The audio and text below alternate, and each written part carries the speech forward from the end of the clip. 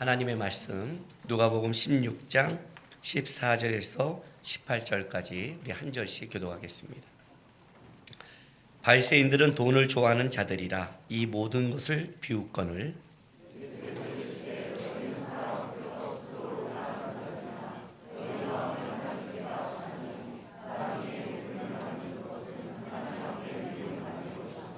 율법과 선지자는 요한의 때까지요 그부터는 하나님 나라의 복음이 전파되어 사람마다 그리로 침입하느니라. 같이 있습니다. 무릇 자기 아내를 버리고 다른 데 장가드는 자도 가늠함이요 무릇 버림당한 여자에게 장가드는 자도 가늠하니라. 아멘. 온전한 사람이 있을까요? 아무도 온전한 사람은 없습니다.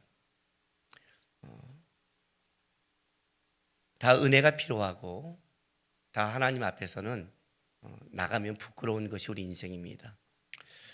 그럼에도 불구하고 하나님이 똑같이 부족하고 똑같이 연약하지만 하나님이 기뻐한다라고 말하는 사람이 있고 그렇지 않는 사람이 있는 것은 죄의 문제가 아니라 그 사람의 마음밭 속에 바라보는 방향성의 문제입니다.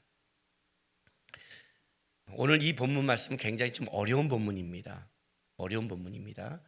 일단 이 본문이 가장 어려운 건 뭐냐면 예수님께서 이 중간에 비유의 중간에 다른 설명이 들어가는데 이 설명의 개념이 툭툭 넘어가는 겁니다. 바리새인은 돈을 좋아하는 자라라고 쭉 설명하다가 뒷부분에 가서 베란간 이혼과 간음에 대해서 베란간 툭 던지기 때문에 이것을 현대적인 우리 상황에서 그러면 이혼하면 결혼하지 마? 이혼하는 사람은 안 돼? 이렇게 잘못된 이해를 할 수 있는 예수님의 개념을 툭툭 던져가고 있는 겁니다. 그래서 어렵고 특히 이 본문은 이 비유의 내용의 앞뒤를 이해하지 못하면 지금 예수님의 내용이 뭘 말하는지를 생각할 수 없는 어려운 본문입니다. 일단은 이 예수님 이 얘기가 어떻게 시작했냐면 예수님께서 양을 찾는 드라크마를 찾는 아들을 찾는 잃은 양을 찾는 탕자 비유를 시작하죠. 그죠? 잃은 것에 대한 비유를 쭉 시작합니다. 이 땅에 왜 오셨는가? 어떤 마음으로 오셨는가? 그분의 마음을 설명합니다. 아버지의 마음을 설명하는 거예요. 아버지의 마음을 쭉 설명을 하고 그리고 뭘로 넘어가냐면 제자들에게 불의한 청지기 비유를 합니다. 자, 앞에 잃은 것을 찾는 것은 누구의 마음이냐면 하나님의 마음입니다. 너희가 바르고 올바라서 천국에 들어올 자격이 있는 게 아니라 지금 바리새인과 서기관들은 왜 예수님이 와서 세리와 가난한 자들에게 식사를 하고 그들을 맞을까 하는 것에 대한 그 불만에 대한 설명이죠. 그들이 옳고 바르다가 아니에요. 세리가 잘했다가도 아니고 그들이 이 땅에서 의롭게 산 것도 아니에요. 너희가 생각하는 것처럼 너희가 본 것처럼 똑같이 그들은 잘못했고 문제가 있었지만 그들을 받는 것은 그들의 자격의 문제가 아니라 그들을 바라보는 하나님의 마음이 바로 아버지의 마음이다라는 걸 설명한 거예요. 너희가 놓친 게 바로 이 부분이다 를 설명하고 나서 그러면 아무나 천국에 들어올 수 있나요?를 어떻게 설명하냐면 불의한 청지기 비유를 하는 거죠. 불의한 청지기가 청지기를 감당하지 못하고 어떻게 돼요? 잘리게 되자 자기 잘리후를 생각하고 빚진 자들의 그 주인의 이자를 다 탕감함으로 말미암아 뭐예요? 은혜를 베풀어서 자기가 잘린 이후에 그걸 준비하는 것을 설명하고 그 불의한 일이 잘했다가 아니라 적어도 이 불의한 천지기는 한 가지는 알고 있다. 자기의 잘린 후에 삶을 생각하고 준비하고 있다라는 걸 얘기하는 거예요. 그런데 이 시대의 빛의 아들들은 하나님 앞에 설 날 다 여러분 천국 간다고 얘기하잖아요. 그죠? 천국 가나요? 근데 여러분을 보면 천국 가는 것 같지 않거든요. 이사를 가려고 그러면 벌써 준비에 들어가죠. 준비에 들어간단 말이에요. 생각을 한다고요 벌써. 이민을 가면 더 복잡하죠. 천국은 뭐예요? 이민이 아니죠. 이민은 다시 올 수 있죠. 이건 다시 못 가는 자래요. 제가 여러분들에게 한 거 기억나세요? 유언장 남겨놨나요? 정리 다 해놨나요? 나 죽으면 영정 사진 다 넣어놨나요? 안 한 사람은 지금까지 준비 안 한 거예요. 내일 하나님이 날 데려가면 어떻게 하실래요? 내일 내가 하나님께 간다면. 이게 종말론적 신앙이랬잖아요. 왜 너희들은 하나님 앞에 설 날을 생각 안 하고 살아가니? 신앙의 가장 중요한 부분이 이 부분이에요. 신앙은 종말론적 신앙을 놓쳐버리면 다 놓치는 거예요. 여러분, 성경 일독하셨죠? 하셨다고 믿고요. 안 한 분들은 성경을 일독을 해보세요. 근데 정독을 해보세요. 성경을 제대로 읽은 사람은 성경을 맨 마지막을 딱 덮을 때 어떤 것을 느껴야 성경을 제대로 읽은 거냐면 이 안에 감동과 눈물과 하나님을 향한 고백이 나와야 돼요. 이해가 돼요? 저는 성경 딱 덮었을 때 펑펑 울었어요. 계시록. 이런 표정을 보면 곤란하죠, 서로가. 요한계시록 22장 20절에서 21절. 제가 60대 후반에 가서 마지막으로 요한계시록을 공부해서 마지막 설교를 할까라고 생각하고 있습니다. 그 중에 가장 감동적인 부분이 제가 22장 20절 21절의 말씀 때문에 그렇습니다. 성경을 마무리하는 그 1600년간 40여 명의 성서 기자를 통해 하나님이 감동으로 쓴 결론을 하나님이 마무리한 성경의 마지막입니다. 보세요. 이것들을 증언하신 이가 이르시되 내가 진실로 속히 오리라 하시거늘 아멘. 주 예수여 오시옵소서. 주 예수의 은혜가 모든 자들에게 있을지어다. 아멘. 어느 부분에서 울었을까요? 주 예수여 오시옵소서. 마라나타. 구약 전체가 뭘 얘기하는 줄 아세요? 오늘 바리새인들이 왜 타락한 줄 아세요? 오실 예수를 놓친 거예요. 구약 전체가 우리를 구원하러 오실 예수를 얘기하고 있는데 바리새인들이 성경을 그렇게 읽고 서기관이 성경을 그렇게 읽었는데 오실 예수를 놓치니까 신앙이 종교적이 돼버린 거예요. 오늘 그게 지금 문제가 된 거예요. 신약을 읽으면 뭐가 남아야 되냐면 주님 오시옵소서. 주 예수여 오시옵소서. 저는 하나님을 갈망합니다. 저는 하나님 보기를 소망합니다. 성경을 신약을 딱 덮었을 때 그래 주님이 왕으로 오셔. 주님이 오실 거야. 이 땅에 내가 아무리 어려워도 주님 오실 거야. 이 고백이 있으면 다 이겨내요. 주님 오시지. 주 예수여 오시옵소서. 이 고백으로 끝났다는 거예요. 기가 막히지 않아요? 종말론적 신앙이라니까요. 주님 오심을 기대하지 않는 신앙은 그게 죽은 신앙이고 그게 무딘 신앙이에요. 그게 없어지면 이 세상 것만 남는다는 거예요. 종말론적 신앙이 본질이래요. 기독교인은 본질이에요. 그래서 어떤 가치로 살아간다고 그랬어요? 이 땅의 가치, 이 땅의 자랑, 이 땅의 모든 것은 심판을 맞고 새로운 가치, 새로운 나라가 분명히 열릴 것이다. 나는 그걸 준비하면서 그 땅의 가치를 갖고 이 땅에 미리 살아간다. 그게 종말론적 신앙이라고 했죠. 단순히 내가 죽어서 주님 앞에 간다가 아니라 나는 주님 앞에 설 날 주님 앞에 받을 영광과 칭찬을 바라보며 이 땅에 기꺼이 그걸 바라보며 살아가겠다. 그게 종말론적 신앙이었어요. 이게 없으면 우린 기독교인은 다 세속적 신앙을 살아가는 거예요. 그의 불의한 청지기 비유가 이거예요. 불의한 자도 자기의 끝을 알고 준비하는데 왜 빛의 아들들은 하나님 앞에 설 날을 준비하지 않니? 제자들에게 말하는 거예요. 하나님은 너희가 부족해도 받아주실 그 마음인데 제가 장례식 때 불러달라는 찬양 전 정해놨어요. 다 하늘 가는 밝은 길이 불러달랄 거예요. 써 있어요. 나는 부족하여도 영접하실 터이니. 너무 고마워요. 주님은 그렇게 해요. 그러나 그 주님을 바라보는 나는 어떻게 해야 돼요? 준비해야지. 부족하지만 방향성이 어디 있냐가 중요한 거야. 그랬어. 그 얘기를 했더니 바리새인들이 어떻게 반응했냐가 오늘 얘기예요. 어떻게 했다고요? 보세요. 14절. 바리새인들은 돈을 좋아하는 자들이라 이 모든 것을 비웃거늘. 비웃다, 코웃음치다, 조롱하다는 뜻이에요. 조롱한 거예요. 조롱. 그래서 이제 15절부터 시작되는 거예요. 15절부터. 이거 하나씩 개념을 정리하고 넘어가야 돼요. 왜 이런지. 왜냐하면 13절에 이 비유에 이렇게 말을 해요. 예수님이 집 하인이 두 주인을 섬길 수 없나니 혹 이를 미워하고 저를 사랑하거나 혹 이를 중히 여기고 저를 경히 여길 것입니다. 너희는 하나님과 재물을 겸하여 섬길 수 없느니라 그랬죠. 그죠? 재물은 아담의 부의 신 만몬에서 유래했다고 했어요.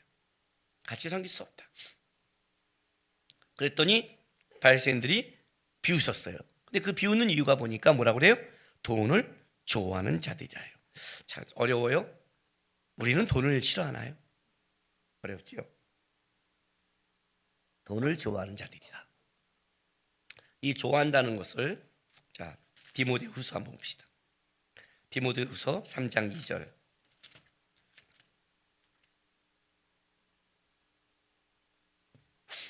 신약성경 345쪽.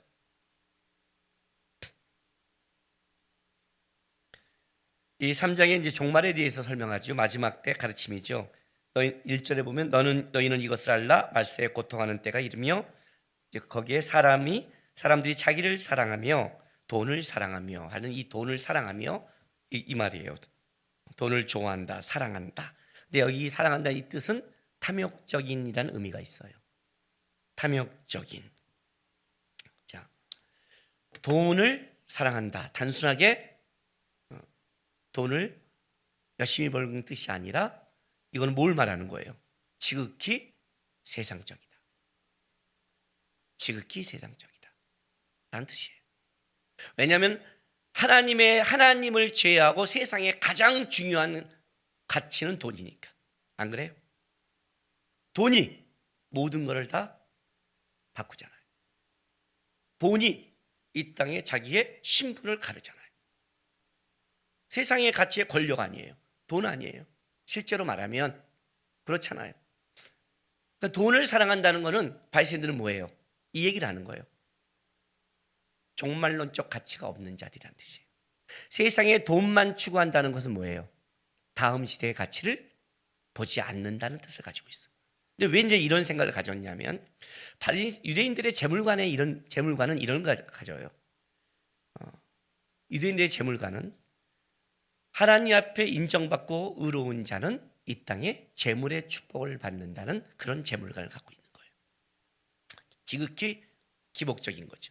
세상적인 거죠. 여러분, 세상에서 저 사람이 복된 사람이야, 복 있는 사람이야, 이걸 뭘로 우리가 판단을 해요? 재물 아니에요. 이 땅에 받은 축복 아니에요. 그 축복으로 얘기하잖아요. 그 얘기를 가는 거예요. 우리도 지금 맥이 흘러가고 있어요, 여러분. 여러분 몸이 아프고 상황이 안 되고 어려우면 당장 우리는 어떤 생각이 드는지 아세요? 내가 뭘 잘못했나? 그리고 막 돈이 되고 일이 되고 다른 게 잘 되면 어때요? 하나님이 날 축복한다? 착각을 하죠. 착각한단 말이에요. 사단도 충분히 우리에게 건강과 돈을 주거든요. 왜? 그렇게 타락할 수 있다면 제공할 수 있는 건데 그걸로 보는 거예요. 유대인들의 재물가는 그거예요. 우리가 이렇게 누리고 있는데, 이렇게 받고 있는데 라고 생각하는 거예요. 하나님과 돈을 분리시켜? 이건 유대인들에게 있어서는, 세상적인 사람에 있어서는 감히 상상할 수 없는 거예요.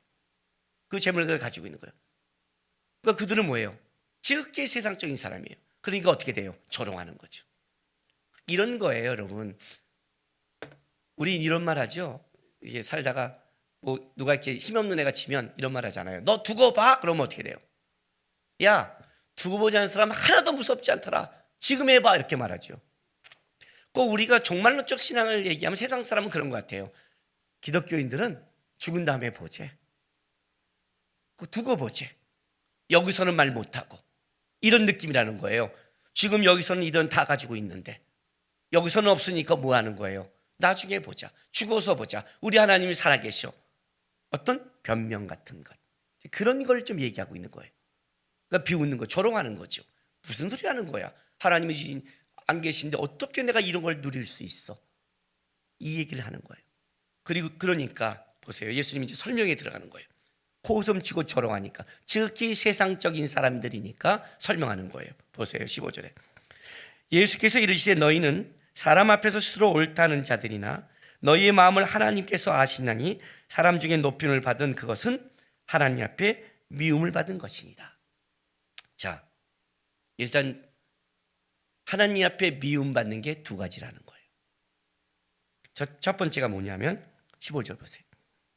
너희는 사람 앞에 스스로 뭐예요? 옳다 하는 자들 이나, 그 다음에 뭐예요? 사람 중에 높임받는 그것. 요 두 개가 하나님 앞에 미움받는다, 가증하다, 더럽다는 뜻이에요. 종교적인 언어예요. 우상 숭배와 할 때 사용되는 단어예요. 너희가들이 사람 앞에서 옳다는 것, 사람 앞에 높임받는 것은 하나님 앞에 뭐예요? 가증하다, 더럽다, 잘못됐다라는 거예요. 그런데 요 첫 번째 개념은 뭐와 연결되냐면 이렇게 연결되는 거예요. 자, 보세요. 자, 14절에 바리새인들은 뭐라는 거예요? 돈을 좋아하는 자들이에요. 그죠? 돈 플러스 15절에 너희는 사람 앞에 스스로 옳다하다, 스스로 옳다하다, 의롭다고 선언하다요. 나는 의로운 사람이야 라고 스스로 선언하는 거예요. 왜? 그게 네 거루가 돈과 연결되어 있는 거예요. 나 의로워, 나 복 받았어. 뭘로? 세상으로. 나 돈 많아, 건강해, 자녀 잘 돼. 세상에서 뭐 어떻게 하나님이 벌한 자가 이럴 수 있어? 옳은 자라는 거죠. 옳은 자, 세상의 가치를 갖고 자기를 증명하는 자. 이해가 되세요? 마태복음 7장에 가면 하나님 앞에 섰을 때 뭐래요? 내가 주의 이름으로 선지자 노래했고 주의 이름으로 많은 권능을 행했고 주의 이름으로 귀신을 쫓았습니다. 옳습니다. 의롭습니다. 그걸로 인정하는 것. 내가 세상에서 이렇게 했습니다로 인정하는 것. 아니죠. 너가 주의 이름으로 귀신을 쫓았는데 남는 게 넌지 예수인지는 다른 거죠. 이 사람은 나잖아요. 지금 내가 했잖아요. 내가 주의 이름으로 돈을 벌었습니다. 남는 게 돈인지 너의 축복인지 그 돈으로 하나님 건지는 다른 논리죠. 그죠? 하나님이 나에게 건강을 줬습니다. 그 건강을 갖고 맨날 골프 치고 맨날 놀러가고 맨날 세상을 등산하고 갖는 건지 그 건강으로 하나님의 일을 한 거는 다른 거죠. 건강한 거는 분명히 축복이지만 건강한 게 하나님께 축복으로는 다른 논리가 하는 거죠. 근데 그들은 뭐라고 그래요? 내가 주의 이름으로 했다는 그걸로 자기 의로움을 가져온 거예요. 하나님이 날 썼으니까 그 축복을 가져온 거예요. 아니라는 거예요. 사람들 앞에서 너를 하나님이 세워준 거를 그게 너가 의롭고 옳다는 것이 아니라는 거예요. 하나님이 너를 세웠던 것을 하나님 뜻대로 하고 있느냐, 이건 다른 논리예요. 이해가 되세요? 저는 천국에 가면 설교에 대한 복은 하나님이 인정하지 않아요. 제가 한 설교보다 제가 받은 인정과 사랑이 더 커요. 그리고 그 설교도 하나님이 보게 해주셨고 말할 수 있게 해줬고 떨지 않게 해주셔서 하는 거예요. 그러니까 저는 이게 없어요. 여러분도 마찬가지예요. 내가 얼마나 돈을 잘 벌었는데 지혜를 줬잖아요. 돈줄을 보여주잖아. 뭐 우리는 저 사람 부동산 부자였다, 어떻게 그게 보여? 그러면 보이는 사람은 안 했겠어? 그죠? 볼 수 있게 해준 게 얼마나 돈인데. 야, 왜 이런 걸 개발하지 못하지? 개발할 수 있는 게 얼마나 주는 하나님의 달란트인데. 그게 지거라고 생각해요? 그 개발한 거 갖고 뭐 했는데? 그걸 하나님이 보여준 능력으로 뭘 했는데? 세상에서는 인정받을 거예요, 분명히. 그러나 주신 걸로 내가 의롭다고 말하면 안 된다예요, 지금요. 그들은 돈을 사랑한 자예요. 그걸로 자기 세상에 자기 거를 채웠다는 거예요. 그건 하나님 앞에 가증스럽다는 거예요. 더 나아가서는 사람들한테 뭐예요? 인정받는, 옳다. 자, 이건 왜 그러냐면 보세요. 마태복음 6장 보세요.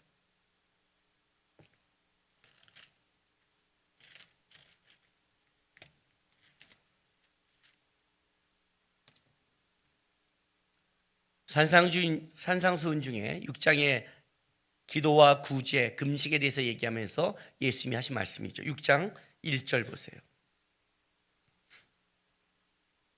사람에게 보이려고 그들 앞에서 너희 의를 행하지 않도록 주의하라.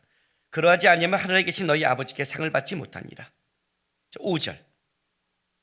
또 너희는 기도할 때 외 시간자와 같이 하지 말라. 그들은 사람에게 보이려고 회당과 큰 거리 어귀에 서서 기도하기를 좋아하느니라.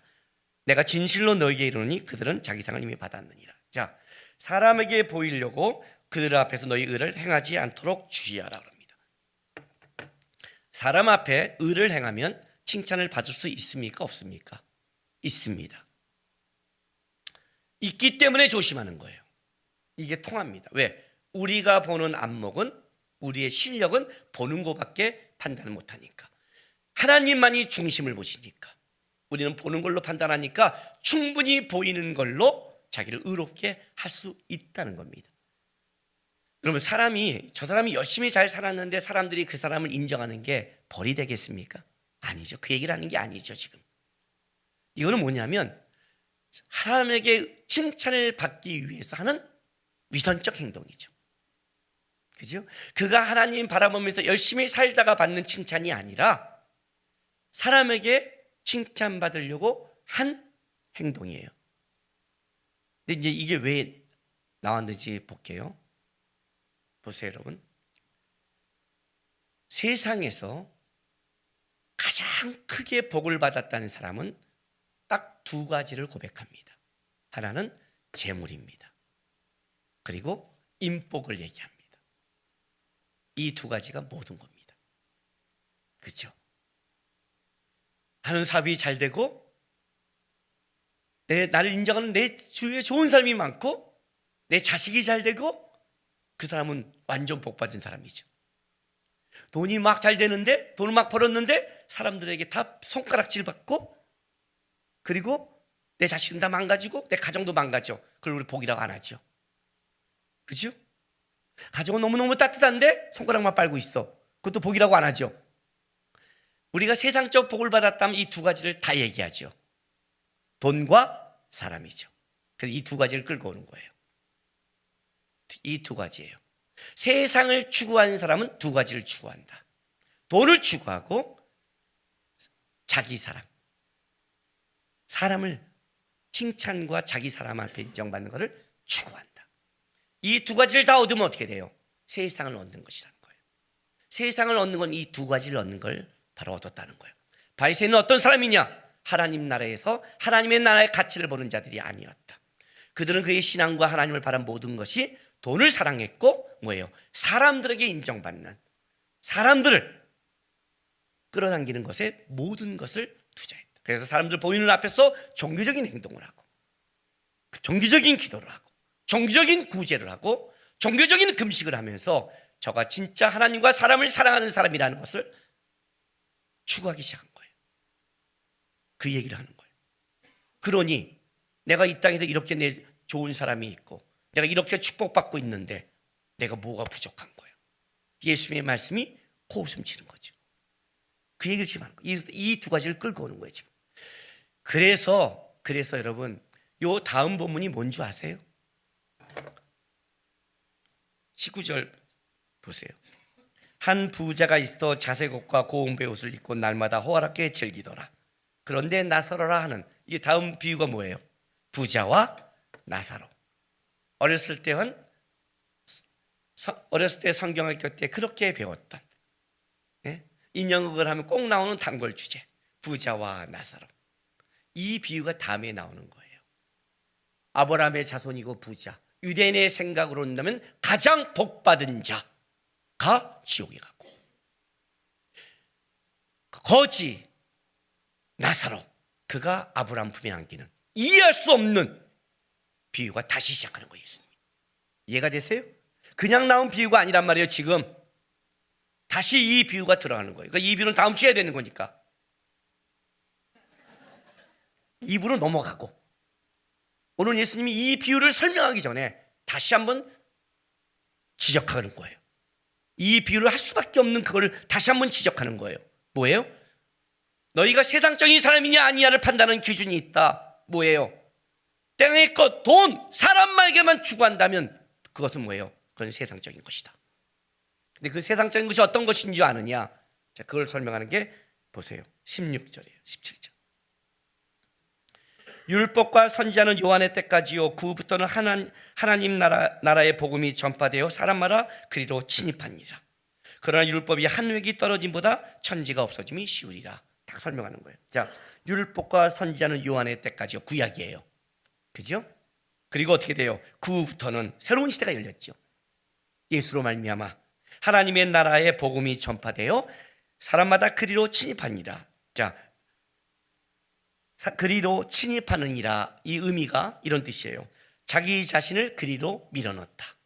밀어넣는 거예요, 자신을. 다른 말로 한다면 모든 사람이 힘써서 그리로 향하다. 자, 어떤 시대가 오냐면 너희에게 준, 예수가 오실 때까지 너희에게 준 그 율법을 완성하는 시대는 세례요한까지다. 내가 오므로 율법이 완성됨으로 어떤 시대가 열리냐면 이제 사람들이 천국을 향하여 달려갈 수 있는 길을 열어놨다는 거예요. 그리로 향하는 시대. 그 전까지는 막혔어요. 왜? 구원이 완성되지 않으니까. 예수가 없는데 어떻게 천국을 향해 가요? 그러니 그 전까지는, 세례요한까지는 예수를 설명하는 거예요. 보라, 세상 죄를 지고 하는 하나님의 어린 양이라 설명하는 거예요. 근데 예수가 오셨어요. 어떤 시대가 열려요? 이제는 너희 시대는 천국을 향해서 달려가는 시대다. 나를 그리로 향하여 밀어넣어야 된다는 거예요. 지금 이런 때라는 거예요. 우리 고3들에게 뭐라고 그래요? 공부해 그러잖아요. 우리가 그건 얘기하잖아요. 자기 시간과 때가 있잖아요.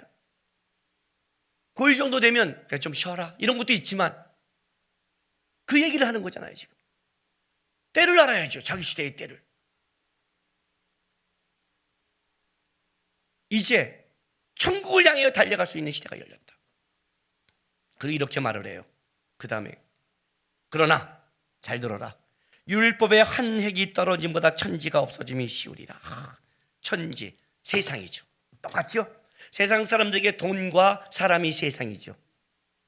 너희가 붙잡고 있는 것, 너희가 절대라고 너가 은혜 받았다는 것, 그게 더 쉬워 없어짐이. 성경 말씀 하나가 틀어지는 것보다 너희가 지금 하나님 앞에 의롭다는 그 허상이 더 사라지기가 쉬운 거야. 너희가 조롱하고 있지. 다른 말로 할게요. 돈과 사람은 불변하는 거예요. 없어지고 절대적이지 않다는 거예요. 하나님의 말씀과 하나님은 절대적이라는 거예요. 변함이 없다는 거예요. 변함이 없는 것에 너희의 인생을 향해야지, 변하는 것에 향하지 말라는 거예요. 그 얘기를 하는 거죠. 근데 너희는 뭐예요? 사라질 것에, 없어질 것에 너무 우리는 마음을 다둬요. 우리가 낙담이 뭘까요? 다 낙담하는 게 뭔지 아세요? 하나님 원망하는 게 뭔지 아세요? 예. 돈 문제 아니에요.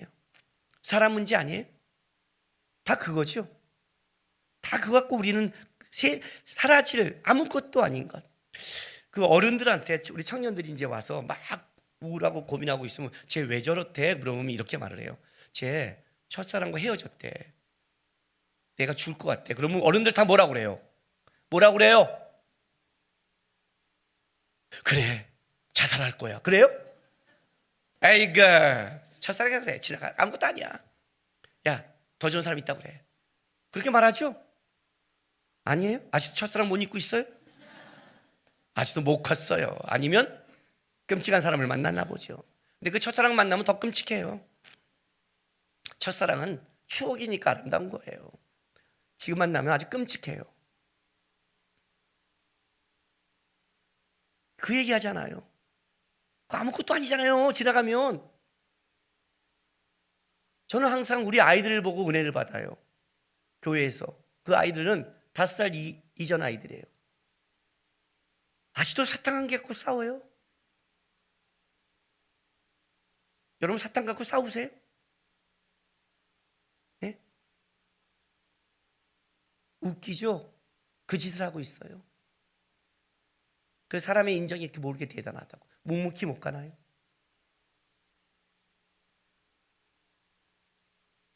신앙이 떨어지면 나타난 증상이 있어요. 우린 다 죄인이고 부족해요. 실수해요. 종말을 바라보는 자는 하나님 향해서 고치려고 노력을 해요. 그걸 회개라고 해요. 신앙이 떨어지면 변명을 해요. 핑계를 댄다고요. 상황이 그랬어. 이래서 그래. 뭔만 줄 알아요? 고칠 마음이 없다는 뜻이에요. 세상의 바탕을 두니까. 그렇죠. 환경이 어렵죠. 세상이. 사람이 만만치 않죠. 근데 신앙이 뭐예요? 하나님 말씀 변함이 없어. 주님 바라보고 나가면 돼. 이 고백을 하게 되잖아요. 근데 변명이 먼저 해요. 그리고 나서 그래서 툭 나오는 하나의 예가 있어요. 이제 이게 우리를 좀 당황하게 하죠. 벼랑간 나왔으니까. 보세요. 18절. 무릇 자기 아내를 버리고 다른 데로 장가드는 자도 간음함이요. 무릇 버림당한 여자에게 장가든 자도 간음함이라. 벼랑간 이게 툭 나왔어요. 그래서 어려운 거예요. 그냥 개념을 툭 던져버렸으니까. 그렇죠? 왜 이제 이 문제가 나왔는지를 설명해요. 이거 하나에 예수님이 너희의 모든 것을 담아버린 거예요. 담아놓고 이제 부자와 나사로 비유로 가는 거예요. 무릇 자기 아내를 버리고 다른 데로 장가든 자도 간음함이요. 무릇 버림당한 여자에게 장가든 자도 간음합니다. 자, 이제 뭔가를 좀 찾아볼게요. 왜냐하면 이게 이제 우리 현대를 살아가는 우리에게 있어서 굉장히 어렵죠. 그렇죠? 요즘 시대에 이혼이 너무 많고 또 그 이혼이 내가 원하는 게 아니라 저쪽이 잘못해서 한 이혼도 있으니까 좀 억울할 수도 있고, 그럼 나는 내가 저쪽이 잘못해서 이혼했는데 난 결혼을 못해? 이것도 억울한 거고 굉장히 어려운 거란 말이죠. 이 본문을 이해하는 데 있어. 자, 일단은 율법에 이혼에 대해서 규정한 게 있어요. 찾아볼게요. 신명기 24장 1절에서 4절.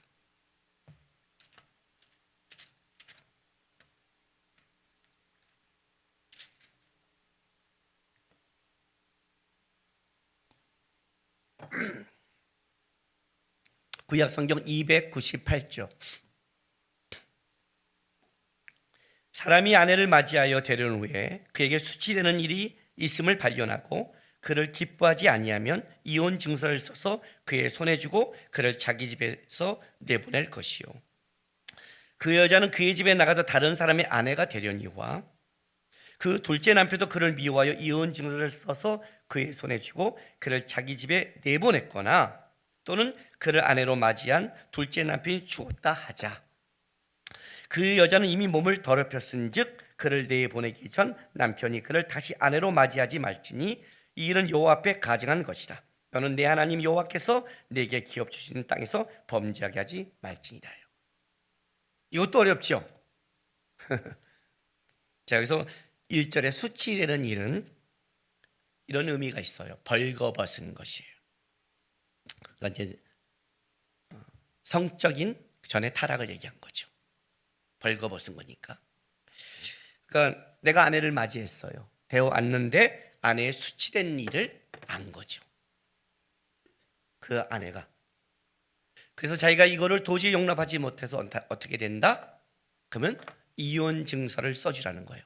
그러면 이 여자는 이혼하고 나가서, 그럼 이 여자는 다른 사람과 결혼할 수 있죠. 거기까지는 허락을 해줬어요. 결혼을 하라. 그런데 결혼을 한 다음에는 어떻게 돼요? 그 두 번째 남자도 뭐라고 그래요? 그를 미워한 거죠. 똑같이 그 문제가 걸리는 거죠. 그래서 이혼증을 써줘서 나왔어요. 그러면 이 여자는 어떻게 된다? 첫 번째 다시 이혼한 남자에게 갈 수 없다예요. 여기서 이게 그 여자는 이미 몸을 4절에 더럽혔은직은 첫 번째 남편의 입장이에요. 그렇다면 안 된다. 또 한 가지, 그 여자가 그 남자랑 잘 살았어요. 살다가 남자가 죽었어요. 죽은 다음에도 안 된다예요. 왜 이걸 완지 얘기해 줄게요. 유대인들에게 오면서 이 시대는 남성 중심의 사회예요. 그렇죠? 그래서 유대인들은 어떤 일을 했냐면 이것 때문에 예수님 당시에는 그냥 마음에 안 들면 이혼 증서를 쓰고 이혼시켜 버렸어요. 이혼 증서. 자, 마태복음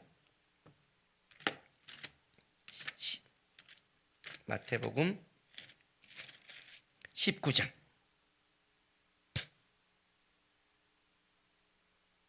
3절 보세요.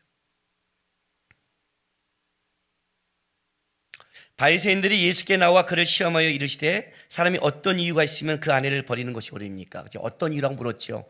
자, 9절에 예수님이 이렇게 해요. 7절에 그러면 어찌하여 모세는 이혼 증서를 주어 명하렵니까? 라고 해요. 하나님이 짝짓고 나눌 수 없다니까 왜 모세는 이혼 증서를 쓰라 했습니까? 했더니 9절에 내가 너에게 말하니 누구든지 음행한 이유 외에는 아내를 버리고 다른 데 장가드는 자는 간음함이라 그랬어요. 그러니까 여기서 어떤 이유는 뭐예요? 음행한 이유가 아닌 다른 이유죠. 그죠? 다른 이유, 정당하지 않는 다른 이유를 대갖고 이혼시키는 거예요. 그리고 어떻게 돼요? 자기가 좋아하는 걸로 가버린 거예요.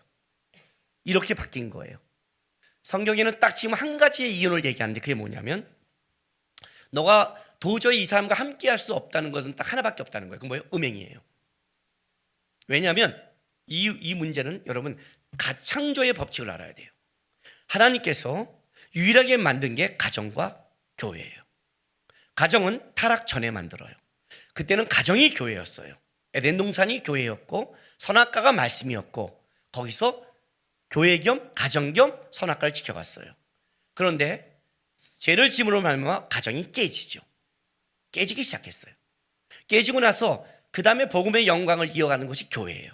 그 교회는 타락 후에 복음의 영광을 맡은 것이에요. 그러나 하나님은 처음에는 가정의 교회가 처음에 아담과 하와의 가정이 교회와 가정의 역할을 함께 담당했다면 가정은 생육하고 번성하며 하나님의 그 뜻을 이루는 것을 함께 했다면 타락 후에는 복음의 영광 회복은 교회가 맡았고 여전히 생육하고 번성하면 가정으로 여전히 그걸 유지시켜 가요.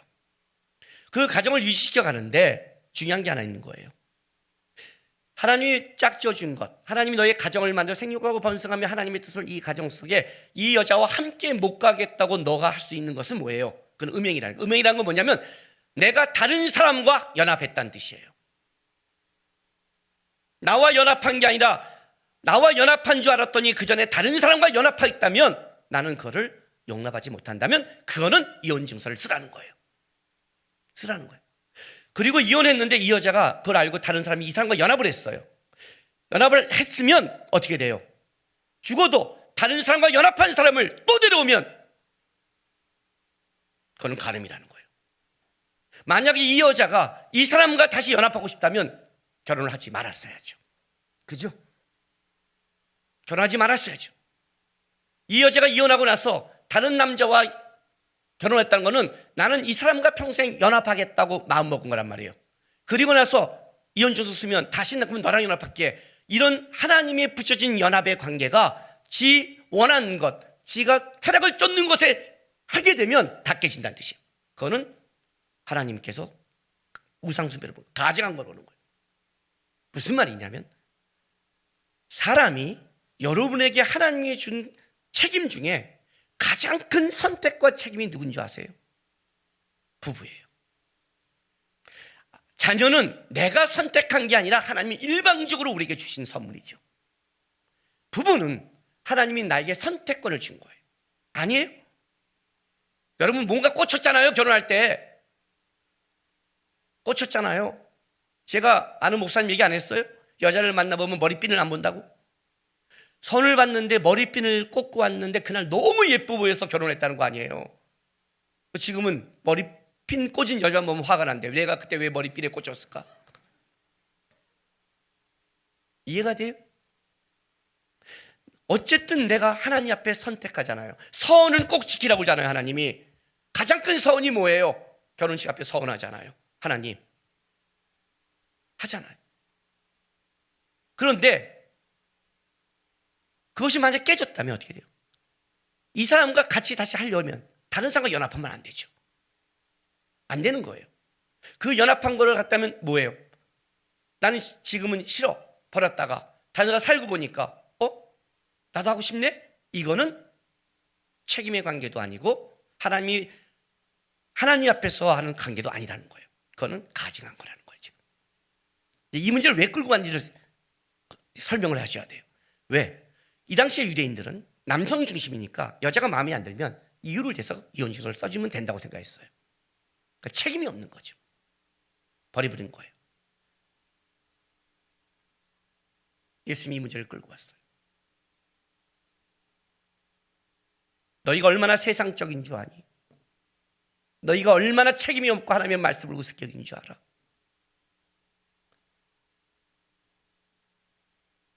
하나님의 말씀을 지킨다고 하나님이 너희에게 붙여진 자에 너희가 얼마나 무책임한 줄 아니? 너희의 쾌락과 너희의 이익을 위해 네 아내마저도 마음대로 이혼수를 쓰고 하는 너희들이야. 지극히 세상적이고 지극히 천국을 소망하지 않는 거야. 그 문제를 끌고 오기 위해서 이 문제를 끌고 온 거예요. 오늘 여기 본문에는 이런 거예요. 이 본문을 오해하면 안 돼요. 무릇 자기 아내를 버리고, 아내를 버렸다는 건 뭐예요? 타당하지 않고 버리는 건 말이 안 된다는 거예요. 남성들이. 그건 간음이라는 거예요. 아내가 다른 사람과 연합했다면 그건 말이 안 되지만 나를 버린 거니까. 그러나 안 된다는 거예요. 근데 무릇 버림당한 여자에게, 근데 아까는 버림당한 상관 해도 되잖아요. 여기는 이거예요. 아직 버림당했는데 그 문제가 합당하게 해결되지 않는 상태에서. 이해가 되세요? 우리 요즘 그런 거 많죠. 아직 이혼인 문제가 결혼이 해결되지 않는데 우리 결과적으로 끝난 거야. 이제 끝났어. 그냥 법적 도장만 안 찍었을 뿐이지 그냥 우리는 아니야.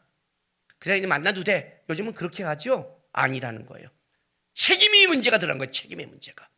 그렇게 네 좋아하는 대로 감정이 문제가 아니라 하나님의 말씀은 변함이 없다는 거예요. 네가 하나님 앞에서 너에게 준 것에 대한 책임이 있느냐? 아니다. 너희들은 하나님의 말씀에 대해서 두려워하지도 않고 생각하지도 않고 책임도 지지 않는다. 그 얘기를 하고 싶어서 이 결혼의 문제를 가져온 거예요. 가장 책임져야 할 것. 이해가 되세요? 가정이라는 것은 완전히 다른 거예요. 결혼은 사랑의 관계를 넘어선다고요.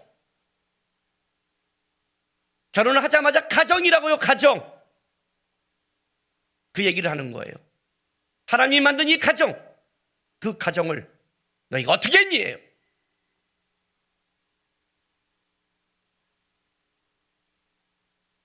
그래서 바람 피면 안 되는 거예요. 그건 세상적인 가치가 아니에요. 그건 배신이에요. 가증한 거라고 하나님이 그래요. 너희에게 해야 될 가장 큰 책임이에요. 내 가정을 지키는 것. 안 하지 않냐는 거예요. 너희가 언제 맡겨진 걸 했냐는 거예요. 네 원한 대로 아내마저 쓰고 다 하지 않았냐? 하지 않았느냐? 남편의 신앙을 보면 가정이 어떻게 하냐 보면 그게 진짜 신앙이에요. 아내의 신앙도 마찬가지예요. 50대 50 아니에요. 그건 신앙이 아니에요. 그건 세상적인 가치예요. 가정의 모습을 보면 세상의 가치가 있느냐? 하나님의 가치가 거기서 이루어지는 거예요. 거기서 이루어지는 거예요. 아이들이 그거에서 잘하는 거예요. 실제로 그 얘기를 하는 거예요. 그래서 벼랑간 나온 것 같지만 아니에요. 이 문제를 딱 가지고 나오면 그들이 얼마나 너희가 세상적인 사람이라는 것을 예수님이 알기에 이 문제를 끌고 나오는 거예요. 너희가 얼마나 네 마음대로 아내를 버리고 네 원하는 대로 여자를 만나고 네 원하는 대로 가면서 하나님의 법칙을 얼마나 우습게 여겼느냐. 이해가 되세요? 첫 번째 하나님의 하와를 내려왔을 때 넌 내 뼈 중에 뼈요 살 중에 살이라고 했어요. 하나죠. 하나. 연합. 하나. 그런데 죄가 들어오자 어떻게 됐어요? 변명하죠. 아담이 뭐라고 그래요? 하나님이 준 이 여자가. 변명하기 시작하죠. 상황과 변명을 하잖아요. 은혜가 있냐 없냐가 그 차이를 하는 거예요. 은혜가 있는 사람에는 자기 속의 문제를 하나님 앞에서 고치려고 해요. 은혜가 떨어지면 어떻냐? 핑계를 대고 변명을 하고 그럴 수밖에 없음을 얘기해요. 잘못했습니다가 정답이에요. 고치겠습니다가 정답이에요. 그게 다윗이었어요. 몰랐을 때는 몰랐지만 알았을 때는 무릎 꿇고 잘못했습니다. 그렇게 나왔지 그 당시에 갔는데 걔가 베란다 마당에서 왜 옷을 벗고 있어갖고 내가 어떨길래 나도 모르게 그런 얘기를 안 한다는 거예요. 쉽게 말하면 그런 얘기를 안 한다는 거예요. 하나님의 말씀 앞에 본다는 거예요. 이해가 돼요? 예수님께서 예루살렘을 향한 마지막 여행이에요. 이제 십자가를 지고 구원의 완성을 향해 가면서 이제 예수님이 마지막으로 유언같이 얘기하는 거예요. 사람들한테. 그 중에 하나가 이거예요. 너희가 사라질 세상의 거에 빠져도 하나님 앞에 있을 것을 잊고 있다. 그걸 잊어버리면 어떤 예보이냐? 어떤 책임도 안 지고 너희 좋을 대로 세상의 부와 세상의 사람과 거기에 너희가 모든 걸 가고 있다. 점검해라. 점검해라. 하나님께서 사람을 연단할 때 쓰는 방법이 있습니다. 사람의 문제가 일어납니다. 재정의 환경의 문제가 일어납니다. 이거 두 개는 하나님의 인생의 막대기와 사람의 채찍으로 우리를 훈련시키는 겁니다. 하나님이 우리를 끌어가는 방법도 또 하나 있습니다. 사람과 환경은 하나님께서 우리를 만드는 가장 중요한 도구입니다. 한 가지 여러분 명심하셔야 됩니다. 사람과 환경에 문제가 있을 때에는 하나님이 커 보여야 됩니다. 하나님이 작게 보이면 여러분 타락합니다. 유대인들도 하나님을 얘기하고 있지만 그들은 하나님이 작게 보이는 겁니다. 그들은 돈이 컸고 사람이 컸습니다. 그래서 타락한 겁니다. 타락은 다른 게 아닙니다. 예수가 작게 보이면 타락이 시작되는 겁니다. 그 일이 커 보이면 안 됩니다. 일에 문제가 있거나 사람의 문제가 있을 때는 철저하게 그거는 하나님 앞에 설 때입니다. 하나님을 놓치면 무너지기 시작한다고 얘기하는 겁니다. 우리 모두는 실수할 수 있습니다. 실패할 수 있습니다. 부족합니다. 그러나 중요한 것은 신앙이란 자기를 성찰하는 겁니다. 내가 하나님을 놓쳤구나 하고 다시 예수를 붙잡으면 되는 겁니다.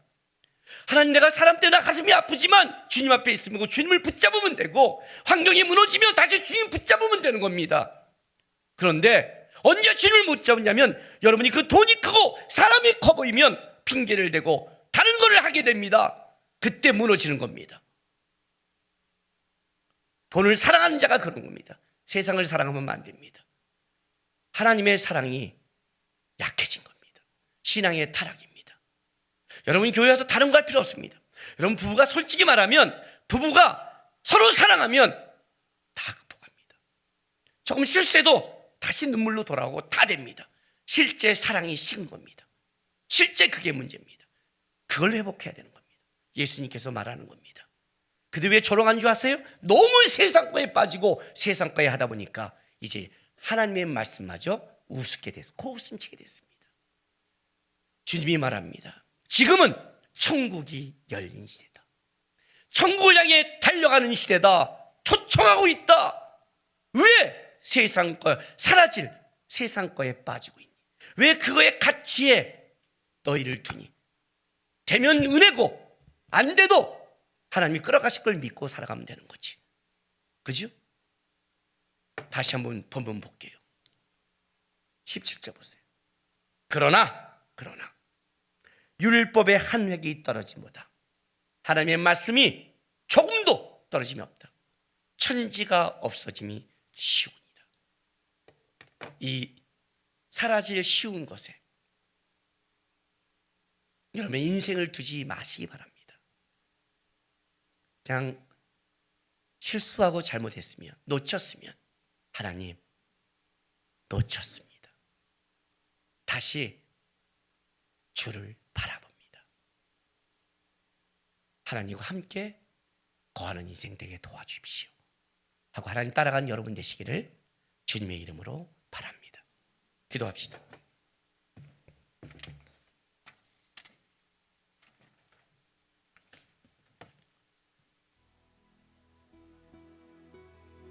하나님, 저 내일 날 모릅니다. 내일 어떤 일이 일어날지도 저는 모릅니다. 지금 내가 붙잡은 게 사라질지도, 내가 지금 믿고 있는 게 아닐지도 저는 모릅니다. 저는 한 가지 알고 있습니다. 하나님은 압니다. 하나님이 붙잡을 걸 압니다. 기도하고 하나님 바라볼 때 하나님이 끌어갈 걸 저는 압니다. 그래서 하나님 바라보며 하루하루 살겠습니다. 하나님 바라보며 천국을 보며 살겠습니다. 주님 오실 때 눈물과 기쁨으로 맞는 신앙 살아가겠습니다. 다 같이 다짐하며 고백하며 나가겠습니다. 기도하겠습니다. 거룩하신